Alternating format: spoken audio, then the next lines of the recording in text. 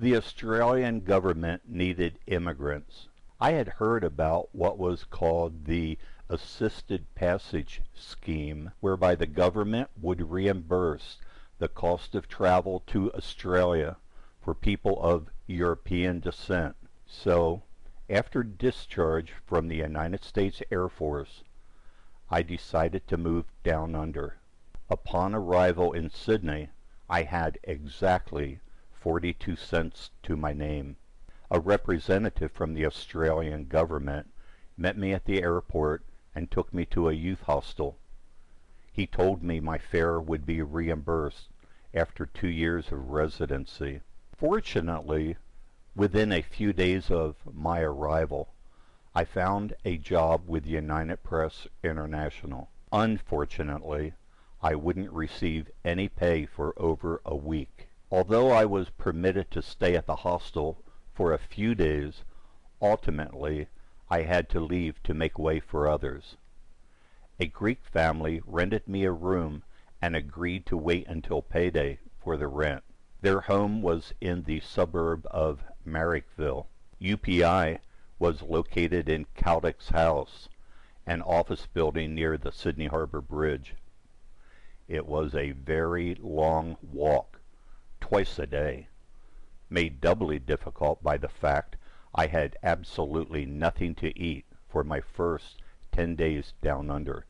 Part of my job at UPI was to tend to the needs of the newspapers, radio, and TV stations who subscribed to our news service. One person with whom I dealt frequently was Rob Mundell, who worked for our client newspaper, The Australian. After talking numerous times on the phone, Rob and I met in person and quickly became good friends. By the middle of 1967, I had accrued 5 weeks vacation at work, so Rob and I decided to take off on Walkabout through a substantial part of Australia, mostly camping along the way.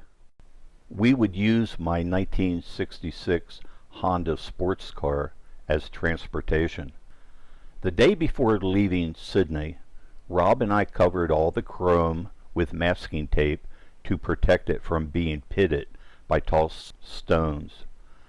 As a precaution, we also covered the bonnet for the same reason. After leaving Sydney, we drove north through Newcastle and Port Macquarie.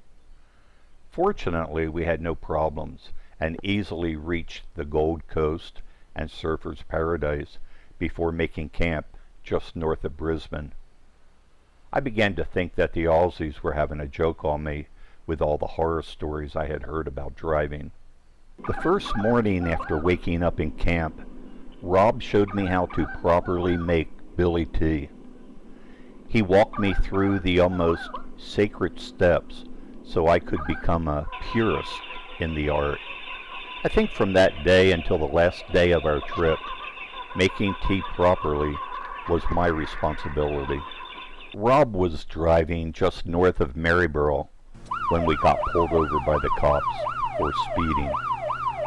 They were in a Ford Falcon. We suspected they only stopped us to look at my car. It was, after all, an unusual car to be seen outside of the big city. After writing the speeding ticket, one of the cops asked if he could see what was under the bonnet. We obliged, and when they saw the 4 carburetors, the old sergeant said, "Holy jumping fishes, how fast does this thing go?" I proudly said, 100 plus, to which he replied, "Jesus, lucky yous blokes didn't step on the gas, 'cause we never would have caught yous." Camping out every night under the southern sky was one of the best parts of the trip. Because Australia was so sparsely inhabited, there was never a problem finding a secluded area to make camp.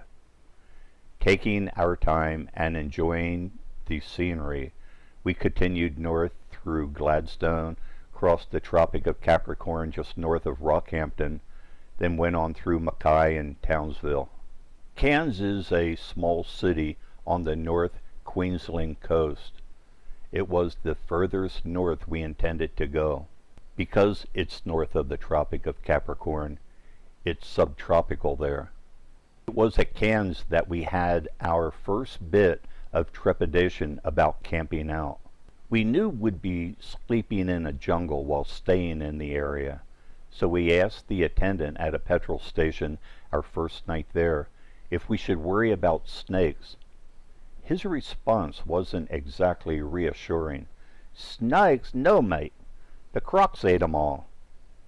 Rob and I took turns that night sitting up with a rifle to avoid becoming croc food. From Cairns we headed southwest and into the Outback, stopping at the local in every small town for grog and a needed respite from driving. Being strangers always brought us attention whenever we walked into a pub. In addition, everyone's curiosity was piqued when I spoke and they realized I was a Yank. On the Atherton tablelands, we stopped at a Bushy's pub. At this pub, one of the patrons asked, "What are you blokes driving?" I pointed under the pub's swinging doors and said, "That." He saw my car and said, "Holy crap, what the bloody hell is that? Hey blokes, come and have a look-see." With that, he and all of his mates poured out of the bar to examine my little Honda. Leaving the Atherton tablelands, driving quickly became challenging. The roads were dirt, and they were the only roads available. Sheep trucks had created very deep ruts in them. My car couldn't straddle the center ridge, so we drove hundreds of miles with the right wheels on the outside ridge and the left wheels in the rut. The one saving grace was that there was very little, if any, traffic. As a matter of fact, roads in the Outback were so infrequently traveled that it was common to find that vast stretches of roadway had been covered with blowing sand, making it almost impossible to find the ruts. The deeper we went into the Outback, the more difficult driving became. We noticed in these small Outback towns that the guys in the pubs always seemed to know who we were when we walked in, almost as if they had been expecting us. If Rob ordered us a couple of beers, someone would ask him if we were from Sydney, and then ask him if I was the Yank. When he confirmed they were right, everybody, again, would pile outside to see my car. Afterwards, invariably they would buy us all the grog we wanted for as long as we stayed, asking us about where we had been and where we were going. Offers for us to camp on local stations were common. Their genuine interest and friendliness was impressive. On one such visit at a pub, we asked how it was that they seemed to know who we were. Their answer was a little disconcerting.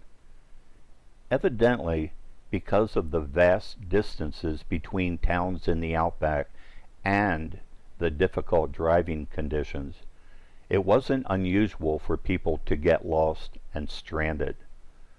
We learned that after we left a local, people would get on the radio to contact the next town on our itinerary.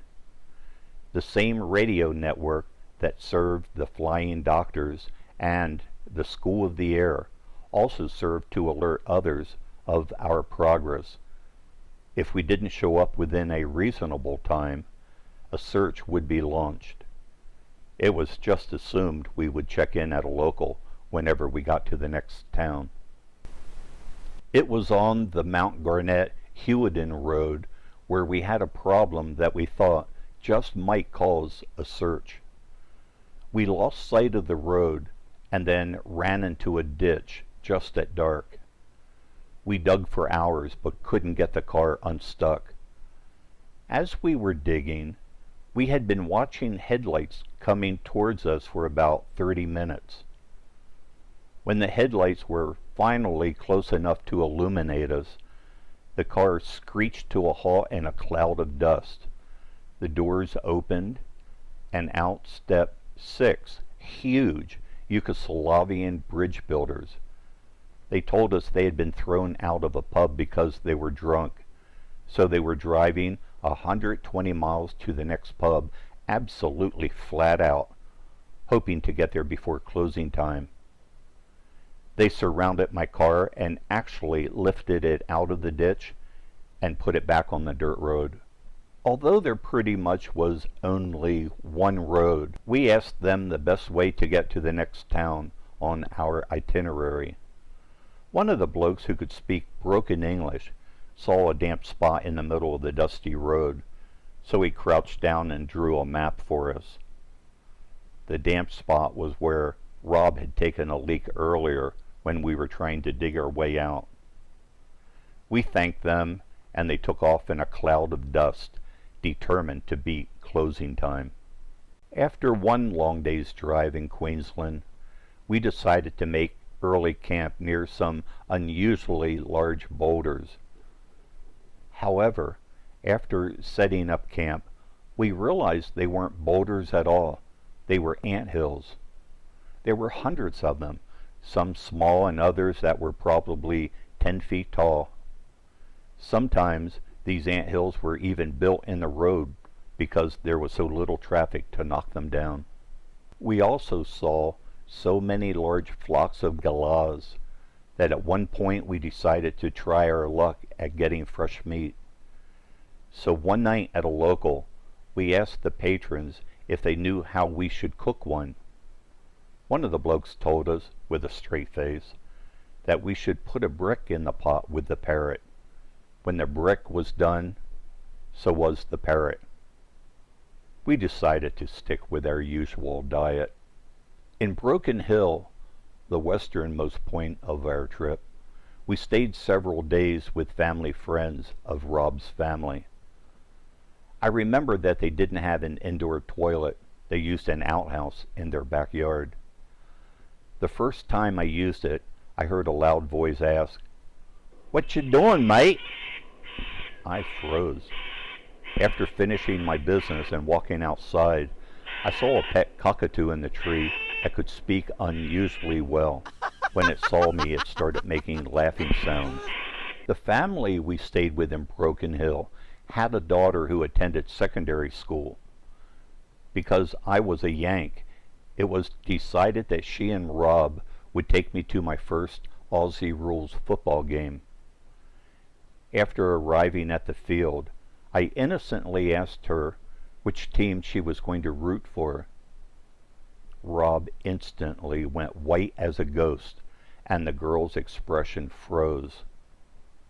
Rob was standing behind her looking at me and violently shaking his head and waving his hands, indicating I should shut up.